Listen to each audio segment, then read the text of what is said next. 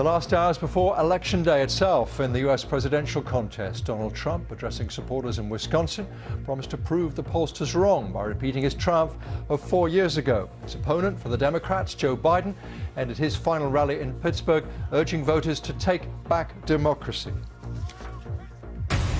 Let's get more on this now. We can speak, I think, to Kelly Hyman, Democratic political strategist and author of Top 10 Reasons to Dump Trump in 2020. She's in Denver, Colorado right now. Kelly, I think we know where you stand on this. That's pretty clear. But you must be looking fairly confident, feeling fairly confident with the polls, but they've been wrong before, as you know, and Mr. Trump still has a path to victory. Those polls are tightening in Florida and in Pennsylvania. Yes, well, it's nice to see you, and I hope you and your family are doing well and your viewers are doing well. Absolutely, with any poll, there's a margin of error, but I truly believe that the people want change. We live in a wonderful country, and we believe in democracy, and the only way that Biden-Harris can lose is because of the suppression of the vote. It is going on so much. And that's why it's really important for people to get out there and vote, because people's vote is being suppressed. And that's not what our country was built on.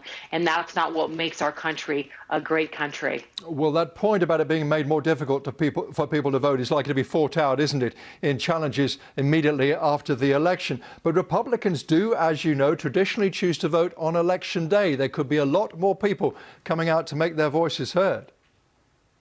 No, absolutely. And I believe in democracy, and I think it's really important for everyone to get out and vote and let their voice be heard.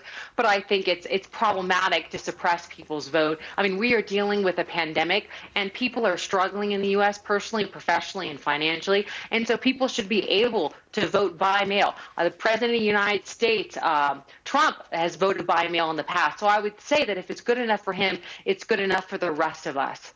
You talk about people needing change, and yet a lot of people have been telling our reporters that Mr. Trump has done many of the things he promised he would do, and they still describe to us Democrats as elitist, out of touch with working people, tending to side with people who protest violently, who perhaps go looting, and they see Joe Biden, in some cases, as likely to shut down the economy for the sake of a pandemic, which they feel in many cases is being overstated. Well, you know, I think that's a false narrative. I think you ask anyone whose family's been affected by COVID, or sits at the dining room table and doesn't have a loved one there, or our first responders and doctors and nurses that put their life on the line every single day to save people. My thoughts and prayers go out to them.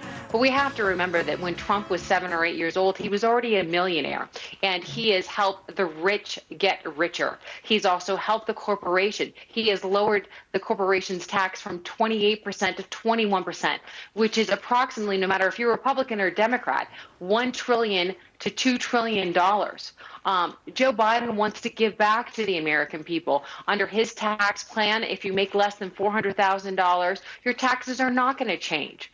And so he's going to help the people that are struggling and also give them back. On his tax plan, that most Americans will get $620 more than they're under Trump's tax plan. Trump is just helping the rich get richer in the U.S., and that's just not what our country's about.